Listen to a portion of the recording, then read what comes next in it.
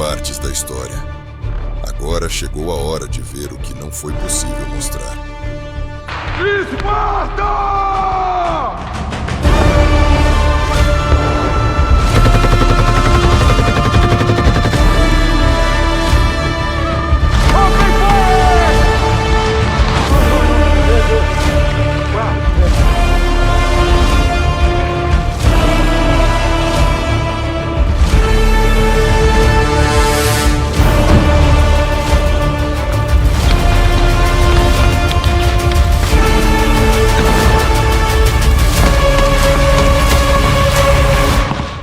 A guerra não é um jogo. A guerra é real. Você está pronto para ver a verdade?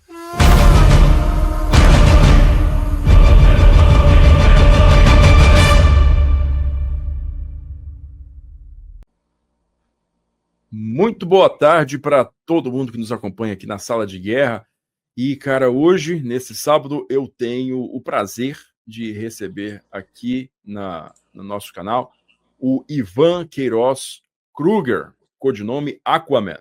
Eu não vou nem entrar em detalhes sobre o codinome Aquaman, porque ele vai explicar para vocês toda a razão por trás disso. Mas, para mim é um prazer, né, receber aqui um guerreiro de verdade, né, que teve a distinção de ser o primeiro latino-americano a comandar uma companhia em linha de frente da Legião Internacional da Ucrânia, na guerra da Ucrânia contra a Rússia, tá?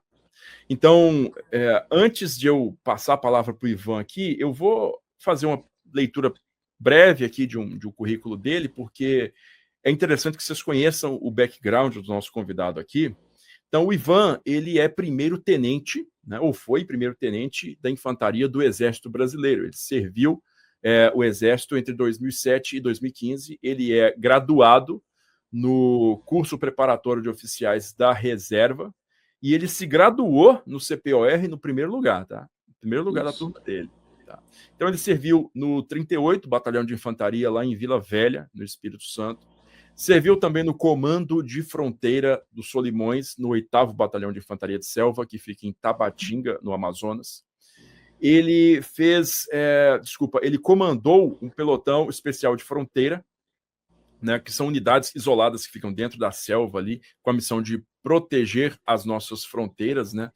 E aí, ele vai poder explicar para vocês todo o escopo imenso de operações que são realizadas dentro desses batalhões de fronteira, tá? Tá aqui uma pessoa que comandou um batalhão de fronteira, um pelotão de fronteira, então vai poder falar isso para a gente em primeira mão.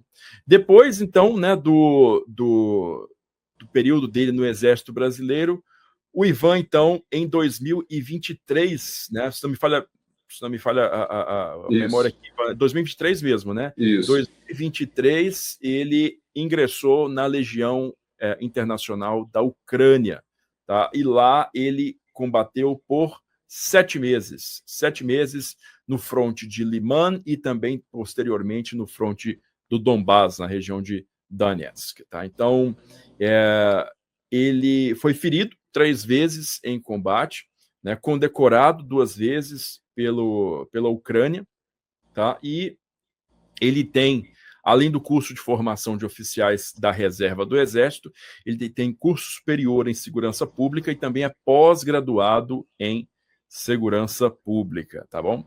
Então, gente, eu mais uma vez quero dar as boas-vindas para o Ivan, agradecer o tempo dele aqui para poder falar com a gente um pouco. E, Ivan, está com você a palavra, meu querido. Primeiramente, eu quero agradecer, Júlio, a oportunidade da gente contar a história, né?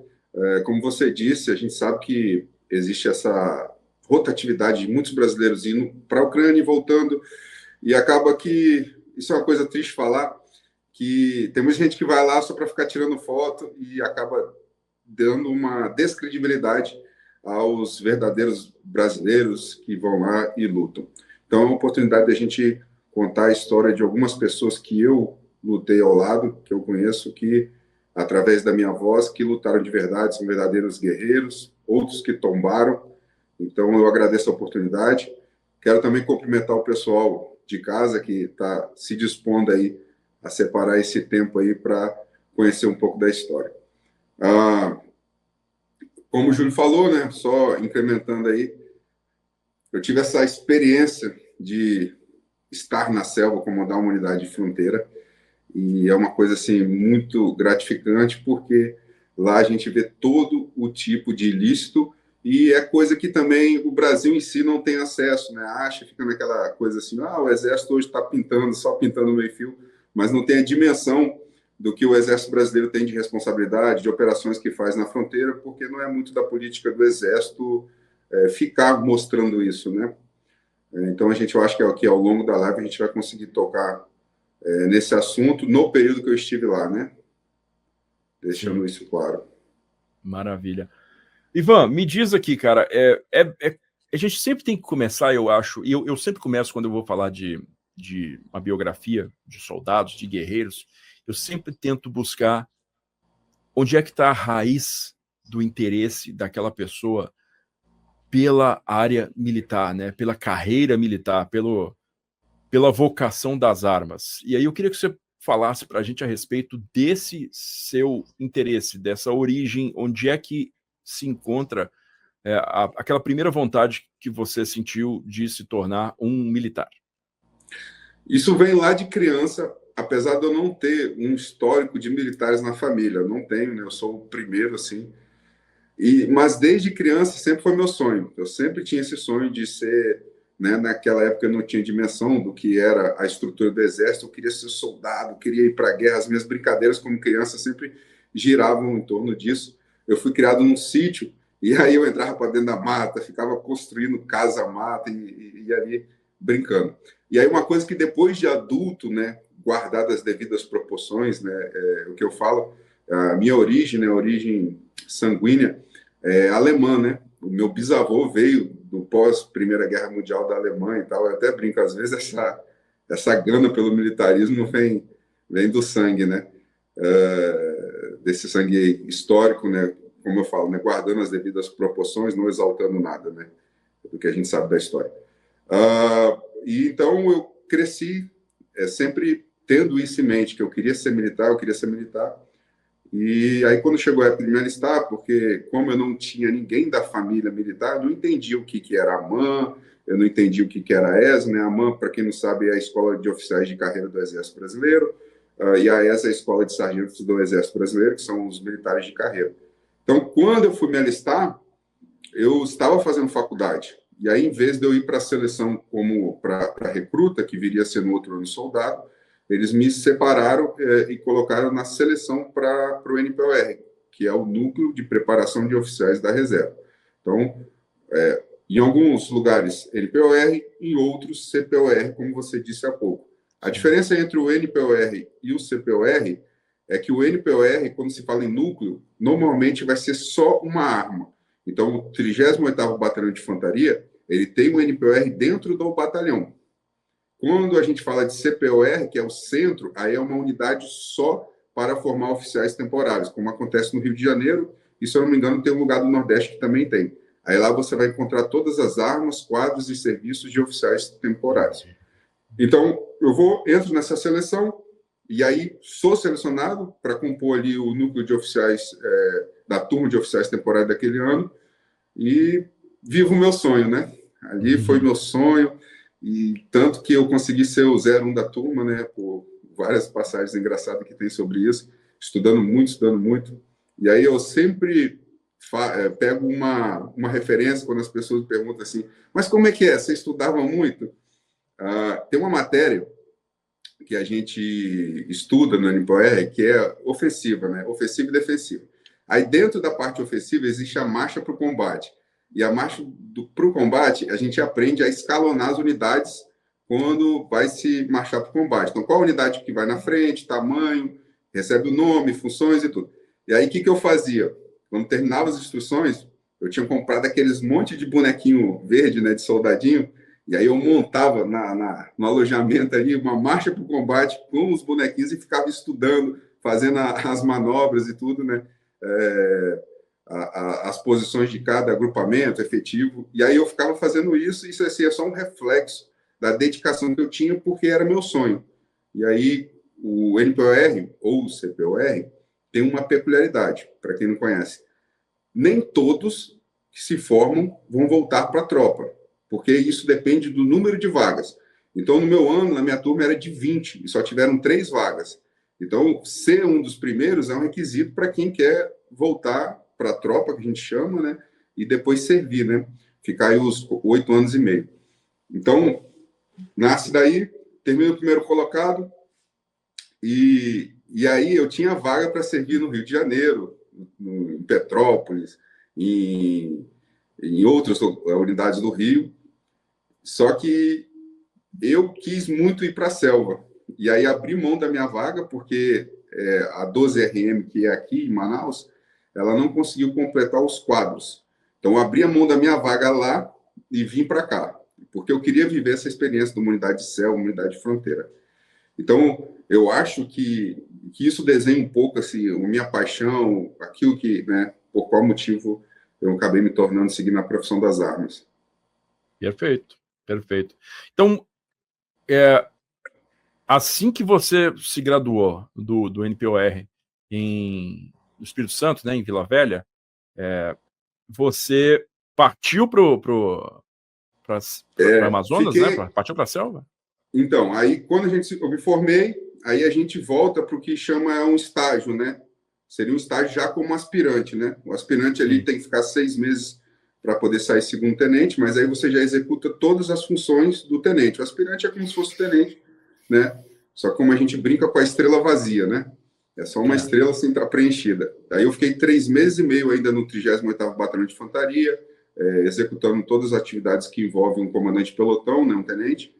E aí, depois desses 3 meses e meio, aí que eu peguei e vim para a selva. Me apresentei no 8º BIS, né, no Comando de Fronteira. Me apresento no 8º BIS, aí inicia essa saga aí maravilhosa na selva, que é uma atividade muito peculiar, muito peculiar. E se você quiser, a gente pode explorar isso, né? Os pelotões especiais de fronteira, eles têm uma particularidade que eles estão extremamente geograficamente separados de qualquer unidade de apoio imediato, né? Então você tem ali provavelmente um perímetro protegido e você depende de todo tipo de suprimento, comunicação, apoio por um rádio, né? Você faz isso por rádio. Sim. Ivan, então como que se dá essa dinâmica de comando de uma unidade tão pequenininha? Esses pelotões, eles se apoiam em comunidades indígenas próximas ou eles estão completamente isolados? Qual que é o tipo principal de ocorrência que uma unidade dessa atende? Então, isso aí a gente vai variar bastante de unidade para unidade. A gente sabe que o Brasil ele tem dimensões continentais de fronteira, né? Então, na parte de selva ali, vão ter esses pelotões de fronteira, desde ali do Acre até que a gente chama na Cabeça do Cachorro, em São Gabriel da Cachoeira. Então, são várias unidades. Então, cada batalhão que tem os seus pelotões especiais de fronteira vai ter peculiaridade diferente. Alguns, que são os mais, que a gente chama tranquilo, você consegue chegar de carro. Outros, você, como era o caso dos meus pelotões lá do nosso batalhão, você não tinha estradas, você só chegava por avião, e aí você tem uma pista de pouso ao lado de cada unidade dessa, ou por barco. E aí, por barco, a depender do motor, mas o motor mais utilizado naquela época era o motor 40. Então, para você chegar no pelotão mais próximo, duraria 12 horas de viagem numa voadeira, né? O pelotão mais próximo. E aí, como é que se dá essa situação que você perguntou, de logística? Uma vez por mês, a gente tem um apoio da Força Aérea, ela manda o avião para sede da onde fica o batalhão, no caso Tabatinga, Amazonas, para o aeroporto. Lá no batalhão, a Companhia de Fronteira, que vamos dizer assim, né, é a unidade mãe dos pelotões de fronteira, e os 4 pelotões de fronteira de Tabatinga, eles formam a Companhia de Fronteira. Mas a sede da Companhia de Fronteira, ela fica no batalhão para justamente coordenar a logística dos pelotões. Então, esse avião chega lá, a companhia fica responsável por mandar munição, alimentação, troca de efetivo. Então, isso acontece mensalmente, né? Claro que existe alguns períodos aí que a gente chama períodos negros, quando, por diversas missões que acontecem no Brasil, acaba falhando, então às vezes você fica 2 meses sem receber esse voo. Mas o Exército lida com isso fazendo um estoque de tudo aquilo que ele precisa, né? Nosso potencial, vamos dizer assim, nossa força de combate no pelotão de fronteira, ela é para mais de 2 meses, de tudo, né? Material, munição. Então, a gente consegue ficar ali sem um ressuprimento. Então, o avião vai e faz a troca, né, nas unidades de fronteira. Quais são os meios de comunicação que a gente tem com a sede? Como você disse, o rádio, e hoje a gente tem a internet, né, que a gente chama de intranet, que é via o CIPAM, né, que é um programa de vigilância da Amazônia, que já é bem antigo. Na minha época, o CIPAM funcionava muito bem. E a gente tem também o Globalstar, né, que é uma tecnologia americana. Então, a gente só usava ele em último recurso, né, porque ele não tem tanta proteção com relação à invasão, né, segurança das comunicações. Ele não teria tanta proteção. Mas em casos extremos, a gente poderia usar ele caso perdesse a comunicação à necessidade. Aí vamos lá. Só para a gente fechar isso, os 4 pelotões de Tabatinga, o mais próximo fica a 75 quilômetros da unidade mata dentro. E a peculiaridade desses pelotões é que esses pelotões foram instituídos há muitos anos atrás. E aí começou o quê? Que os ribeirinhos, né, essas pessoas que moram isolados, buscando uma segurança, eles começaram a construir casas em volta desses pelotões. Porque aí, se você está isolado, mas você tem a proteção do Exército Brasileiro. Porque uma das missões do Exército, né, é também desenvolver a região local, né? E a gente faz esse desenvolvimento, né, apoiando as pessoas locais, né? Isso é um braço do Estado que apoia. Então, a gente apoia como? A gente apoia com atendimento médico. Em cada pelotão de fronteira, você vai ter um médico, um dentista e um farmacêutico. E aí o farmacêutico, que é de extrema importância, que é para tratar os casos de malária auxiliando o médico, né? Então, isso é bem legal, a gente trata toda a população local, e aí a população realmente ela vai se familiarizando com o pelotão especial de fronteira e acaba sendo o quê? Acaba sendo um meio de coleta de informação, né? Porque os ribeirinhos estão o tempo todo dentro do mato, pescando, caçando, que é o modo de vida deles. Então, a gente acaba levantando muitas informações através deles, quando a gente tem essa união, essa parceria com a comunidade. Cada comunidade ali vai ter em torno de 200 a 300 pessoas, morando em volta desse pelotão, né? A depender de cada pelotão, né?